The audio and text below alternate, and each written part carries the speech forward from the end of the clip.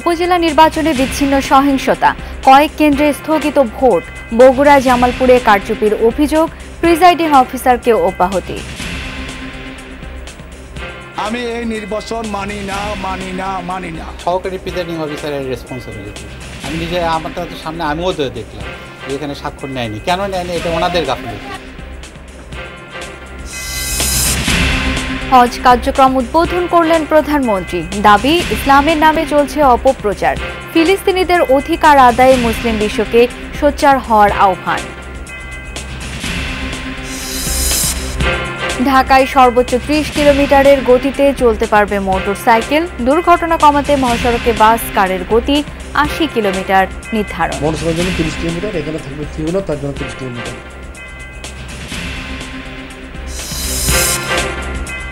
তেঁতুলিয়ায় বিএসএফের গুলিতে প্রাণ গেল ২ বাংলাদেশির। সীমান্ত হত্যা বন্ধে একযোগে কাজ করছে ঢাকা দিল্লি, জানালেন পররাষ্ট্রমন্ত্রী।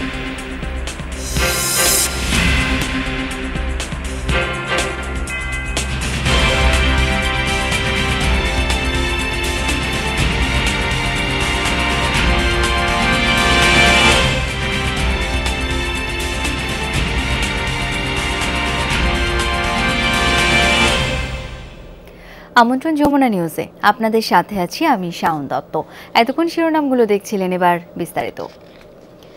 শেষ হলো প্রথম ধাপে দেশের ১৩৯ উপজেলা পরিষদের ভোট গ্রহণের সময়সীমা। বেশিরভাগ উপজেলায় হয় ব্যালটে ভোট গ্রহণ। ইলেকট্রনিক ভোটিং মেশিন ইভিএমে ভোট হয় সিরাজগঞ্জ, পাবনা, যশোর, পিরোজপুর, মানিকগঞ্জ, শরীয়তপুর, জামালপুর, চাঁদপুর ও কক্সবাজারে। স্থানীয় সরকারের চেয়ারম্যান, ভাইস চেয়ারম্যান ও মহিলা ভাইস চেয়ারম্যান পদে জনপ্রতিনিধি নির্বাচিত করেন ভোটাররা। প্রথম ধাপের জন্য ১৫২ উপজেলায় তফসিল ঘোষণা করে নির্বাচন কমিশন। তবে নানা জটিলতা আর একক প্রার্থী থাকায় ১৩টি উপজেলায় ভোট হয়নি। মুন্সিগঞ্জের গজারিয়ায় ২ চেয়ারম্যান প্রার্থী সমর্থকদের মধ্যে সংঘর্ষ হয়। দুপুরে ইসমানীচর এলাকায় এই ঘটনা ঘটে। পুলিশ জানায়, নির্বাচনকে কেন্দ্র করে সংঘর্ষে জড়ায় আনারস ও কাপ পিরিচ প্রতীকের সমর্থকরা। ২ পক্ষের মধ্যে গোলাগুলির ঘটনায় আহত ৫ জন। পরিস্থিতি নিয়ন্ত্রণে ৬ রাউন্ড রাবার বুলেট ছোড়ে পুলিশ। এলাকায় বর্তমানে থমথমে পরিস্থিতি। সুনামগঞ্জের শাল্লায় ২ চেয়ারম্যান প্রার্থী সমর্থকদের মধ্যে সংঘর্ষে ১০ জন আহত। সকালে ৪ নম্বর ইউনিয়নের ২৪ কেন্দ্রের সামনে ঘোড়া ও আনারস প্রতীকের সমর্থকরা জড়ায় সংঘর্ষে। পুলিশ জানায়, অবনী মোহন দাস ও গণেশচন্দ্র সরকারের সমর্থকরা ভোটারদের নিজ প্রার্থীর পক্ষে টানার চেষ্টা করছিলেন। কথা কাটাকাটির এক পর্যায়ে সেটি গড়ায় সংঘর্ষে। পুলিশ ও বিজিবি সদস্যরা তাৎক্ষণিকভাবে পরিস্থিতি নিয়ন্ত্রণে আনে।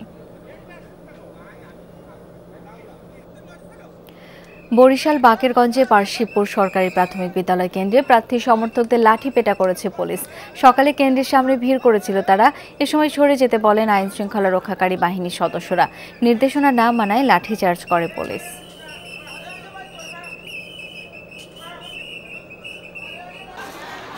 মাদারীপুর সদর উপজেলা পরিষদ নির্বাচনে ২ প্রতিদ্বন্দ্বী চেয়ারম্যান প্রার্থী সমর্থকদের মাঝে সংঘর্ষ হয়েছে। সকালে বালিয়া সরকারি প্রাথমিক বিদ্যালয় কেন্দ্রে আনারস প্রতীক ও মোটরসাইকেল প্রতীক প্রার্থী সমর্থকদের মধ্যে কথা কাটাকাটি হয়। এক পর্যায়ে উভয় পক্ষের লোকজন দেশীয় অস্ত্র নিয়ে সংঘর্ষে জড়ায়। বেশ কয়েকটি হাতবোমা ও ককটেল ফাটানো হয়। আহত হন ১০ জন। সিলেটে জাল ভোটের অভিযোগে দুপুরে বন্ধ করা হয় একটি কেন্দ্রের ভোট গ্রহণ। স্থানীয়রা জানান, দুপুরে দলদলি সরকারি প্রাথমিক বিদ্যালয় কেন্দ্রে ছাত্রলীগ পরিচয়ে প্রবেশ করে কয়েকজন যুবক। পুলিশের উপস্থিতিতেই দেয় জাল ভোট। স্থানীয়রা বাধা দিলে বন্ধ হয়ে যায় ভোট গ্রহণ। পরে নির্বাহী ম্যাজিস্ট্রেট, বিজিবি, পুলিশ ঘটনাস্থলে গিয়ে পরিস্থিতি নিয়ন্ত্রণে আনে। বগুড়ার গাবতলী উপজেলার সোনারায় উচ্চ বিদ্যালয় কেন্দ্রে ভোট কারচুপির প্রমাণ মিলেছে। জোরপূর্বক ব্যালটে সিল মারার কথা জানিয়েছেন সহকারী প্রিজাইডিং কর্মকর্তা হাফিজুর রহমান ও আব্দুল মোত্তালিব। বলেন, সকালে ১০-১৫ জন অজ্ঞাত ব্যক্তি এসে ব্যালট বই ছিনিয়ে নেয়। জুডিশিয়াল ম্যাজিস্ট্রেট সাদিয়া সুলতানার নেতৃত্বে মোবাইল কোর্ট গিয়ে ঘটনার সত্যতা পায়। এটা সংশ্লিষ্ট সহকারী প্রিজাইডিং অফিসারের রেসপন্সিবিলিটি। আমি নিজে আমার সামনে আমিও তো দেখলাম যে এখানে স্বাক্ষর নেয়নি। কেন নেয়নি? এটা ওনাদের গাফিলতি। আমারও কিছুটা ব্যর্থতা, বা আমি এখন এসে দেখতে পাচ্ছি। আপনারা যখন বললেন যে বিষয়টা দেখেন, তখন আমি এসে দেখতেছি হ্যাঁ, আসলেই তো স্বাক্ষর নেয়নি। জামালপুরে গোপন কক্ষে ঢুকে এক ভোটারের ভোট দিলেন পোলিং অফিসার। এমন অভিযোগের সত্যতা পাওয়ায় দায়িত্ব থেকে জাহিদুল ইসলামকে অব্যাহতি দেন প্রিজাইডিং অফিসার। সকালে বাংলাদেশ সরকারি প্রাথমিক বিদ্যালয় কেন্দ্রের 2 নম্বর কক্ষে এই ঘটনা ঘটে। একজন ভোটার অভিযোগ করেন, ভোট দিতে গোপন কক্ষে ঢুকলে জাহিদও সেখানে যান এবং ইভিএম এর বোতাম চেপে নিজেই জোর করে অন্য প্রতীকে ভোট দিয়ে দেন। এ সময় প্রিজাইডিং অফিসারের সাথে তর্কে জড়ান ভোটাররা। এই ঘটনার সত্যতা পেলে প্রত্যাহার করে নেওয়া হয় পোলিং অফিসারকে। এদিকে কুমিল্লার মনোহরগঞ্জে 4 ঘণ্টা পর ভোট বর্জন করেছেন আনারস প্রতীকের চেয়ারম্যান প্রার্থী।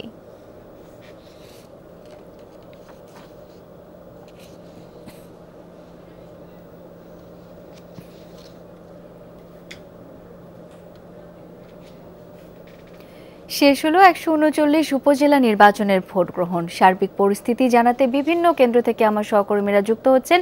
শুরুতেই মুন্সিগঞ্জের খবর জানবো আরাফাত রায়হান সাকিবের কাছ থেকে। সাকিব, কিছুক্ষণ আগেও তো বেশ গন্ডগোল চলছিল, পুলিশ পরিস্থিতি নিয়ন্ত্রণে আনতে পেরেছে কিনা, এখন কি অবস্থা সেখানকার সেটা একটু জানাবেন।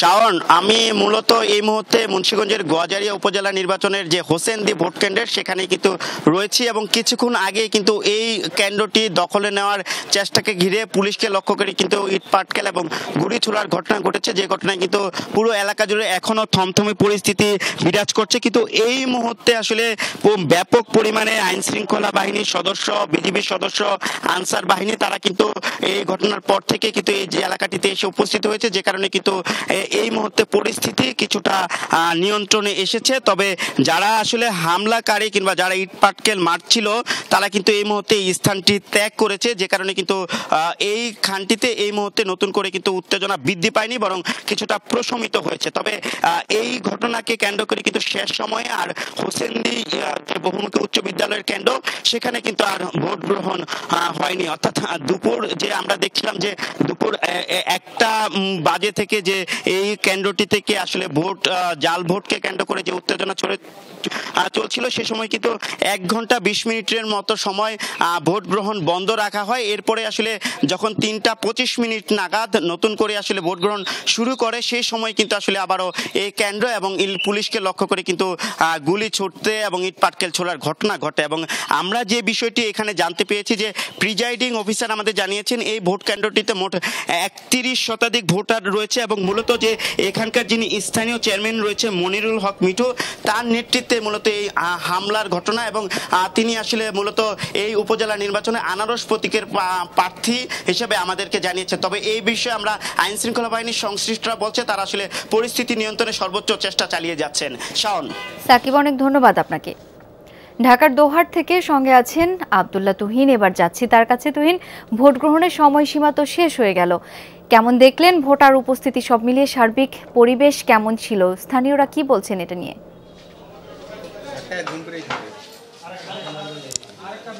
শাওন, শেষ বিকেলের আগে কিছুটা অভিযোগ পাওয়া গেছে, তার আগে কিন্তু দিনভর খুব শান্তিপূর্ণ পরিবেশেই এখানে নির্বাচন সম্পূর্ণ হয়েছে।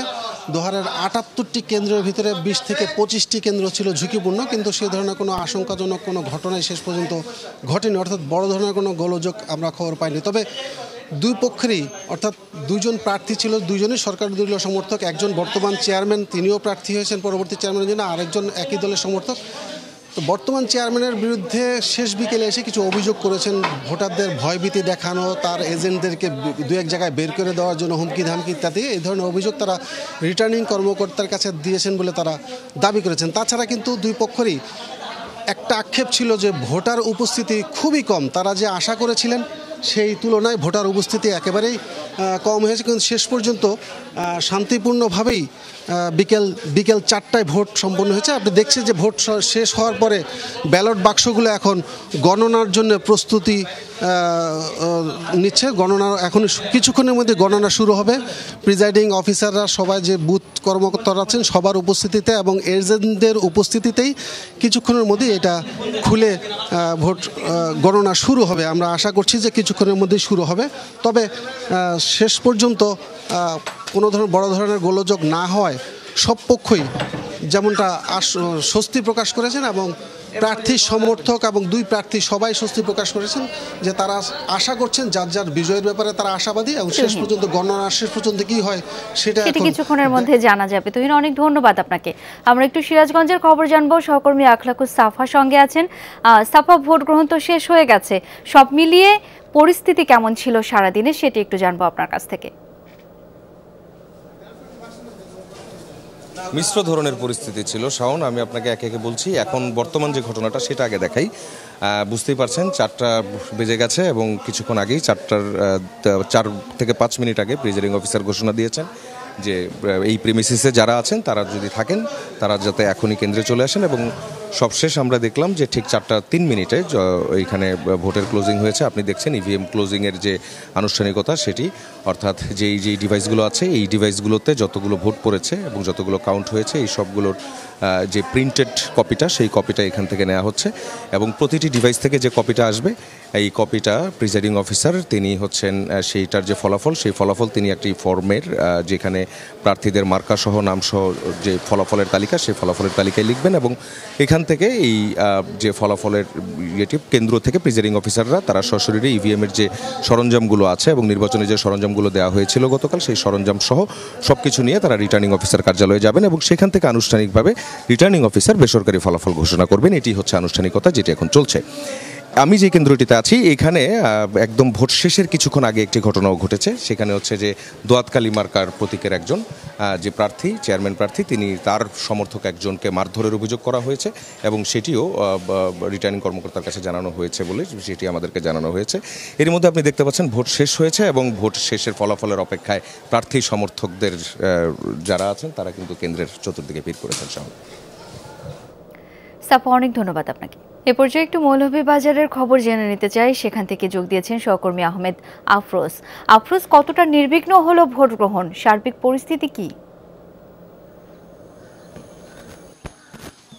শাওন, আসলে নির্বিঘ্ন বলা চলে, কারণ মৌলভীবাজারে যে 3টা উপজেলা জুরি, বড়লেখা এবং কুলাউড়া, এই 3টি উপজেলায় শান্তিপূর্ণভাবেই নির্বাচন সেটি সম্পন্ন হয়েছে। আমরা আসলে কোথাও কোনো অপ্রীতিকর ঘটনার খবর পাইনি, যদিও আমরা বিভিন্ন কেন্দ্র ঘুরে দেখেছি। বর্তমানে আমরা যে কেন্দ্রতে আছি সেটি হচ্ছে বড়লেখা উপজেলার নারী শিক্ষা একাডেমি। তো আমি আপনাকে জানিয়ে রাখি যে সকাল থেকেই কিন্তু ভোটার যে উপস্থিতি সেটি ছিল খুবই কম এবং অনেক কেন্দ্রে আমরা যেটি দেখেছি এবং জেনেছি যে ভোটের যে ভোট পড়ার যে সেটি কিন্তু খুবই কম ভোট পড়েছে এবং ভোট গ্রহণ সেটি শেষ হয়েছে। এখন ভোট গণনা সেটির প্রস্তুতি চলছে। নিশ্চয়ই আপনি দেখছেন যে কিছুক্ষণের মধ্যেই কিন্তু ভোট গণনা শুরু হবে এবং প্রার্থী যারা আছেন তাদের সমর্থকরা, তাদের এজেন্টরা তারা কিন্তু অপেক্ষা করছেন আসলে বাইরে, যদিও তাদের ভেতরে আসতে দেয়া হচ্ছে না। তো আমরা এখানকার যে বিভিন্ন প্রার্থীদের সাথে কথা বলেছিলাম, তারা যেটি জানিয়েছেন তারাও সন্তোষ প্রকাশ করেছেন যে না, ইলেকশন ভালো হয়েছে এবং নির্বিঘ্ন হয়েছে, তারা সন্তুষ্ট। এখন সবাই অপেক্ষা করছে যে ফলাফলের জন্য। শাওন। আফরোজ, অনেক ধন্যবাদ আপনাকে। ফিলিস্তিনিদের অধিকার আদায়ে মুসলিম বিশ্বকে সোচ্চার হওয়ার আহ্বান জানিয়েছেন প্রধানমন্ত্রী শেখ হাসিনা। এজন্য সব মুসলিম দেশগুলো একসঙ্গে কাজ করলে তা সহজ হতো বলে মন্তব্য করেছেন তিনি। সকালে হজ কার্যক্রমের আনুষ্ঠানিক উদ্বোধনের সময় সব কথা বলেন সরকার প্রধান। ইসলামের নামে কিছু মানুষ অপকর্ম করে মুসলমানদের বদনাম দিয়ে যায়, এটি দুঃখজনক উল্লেখ করে অপপ্রচারের বিরুদ্ধে সোচ্চার হওয়ারও আহ্বান জানান প্রধানমন্ত্রী। চাঁদ দেখা সাপেক্ষে আগামী 16 জুন পবিত্র হজ অনুষ্ঠিত হবে। এবার হজ পালনে বাংলাদেশ থেকে নিবন্ধন করেছেন 85,257 জন। বৃহস্পতিবার থেকে শুরু হবে হজ ফ্লাইট। 9 মে থেকে 10 জুন পর্যন্ত 117টি হজ পূর্ব ফ্লাইট পরিচালনা করবে বিমান বাংলাদেশ এয়ারলাইন্স।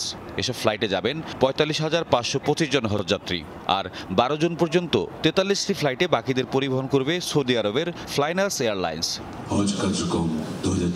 সকালে রাজধানীর আসকোনা হাজি ক্যাম্পে এবারের হজ কার্যক্রমের আনুষ্ঠানিক উদ্বোধন করেন প্রধানমন্ত্রী শেখ হাসিনা। এ সময় হাজিদের সঙ্গে শুভেচ্ছা বিনিময় করেন তিনি।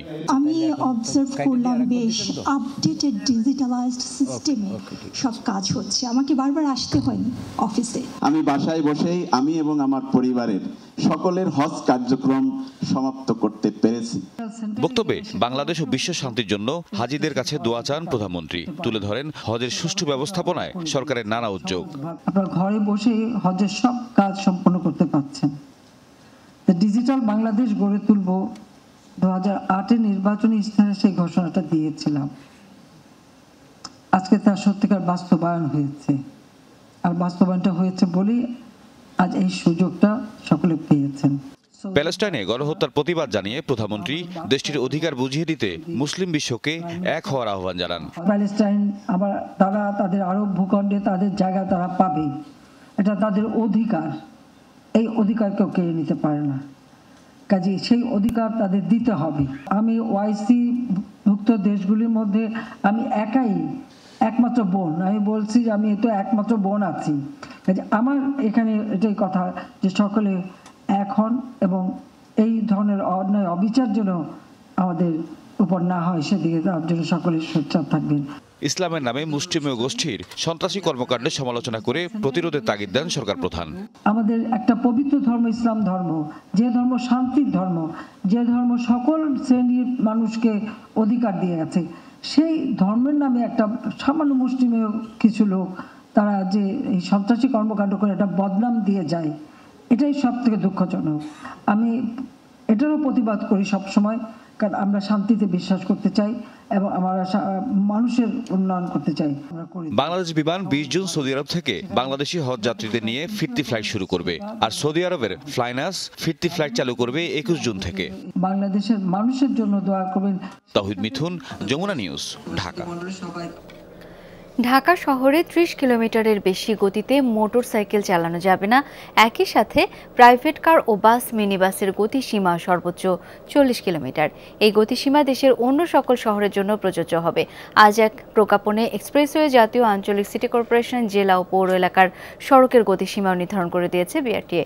এক্সপ্রেসওয়ে ও জাতীয় মহাসড়কে প্রাইভেট কার, বাস ও মিনি বাস চলবে ঘন্টায় 80 কিলোমিটার গতিতে, বাইকের গতি থাকবে 60 কিলোমিটার, আর ট্রাক চলবে 50 কিলোমিটার গতিতে। একই সাথে জেলা শহর, পৌরসভা ও সিটি কর্পোরেশন এলাকায় বাইক চালাতে হবে 30 কিলোমিটার গতিতে। ট্রাকের ক্ষেত্রে প্রতি ঘন্টায় গতিসীমা 40 কিলোমিটার।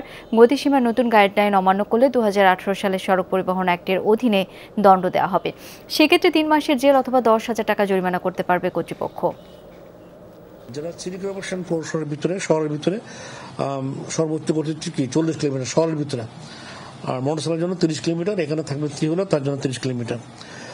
আর জাতীয় মহাসড়ক, সিটি কর্পোরেশন যদি ভিতর দিয়ে যায়, একটা হাইওয়ে কিন্তু কোনো শহরের উপর দিয়ে গেছে, যদি বা সেখানে 4 লেন হোক সিস্টেম, কিন্তু শহরের ভিতরে তার কিন্তু গতি কম, তার জন্য হবে কিন্তু 40 কিলোমিটার ম্যাক্সিমাম।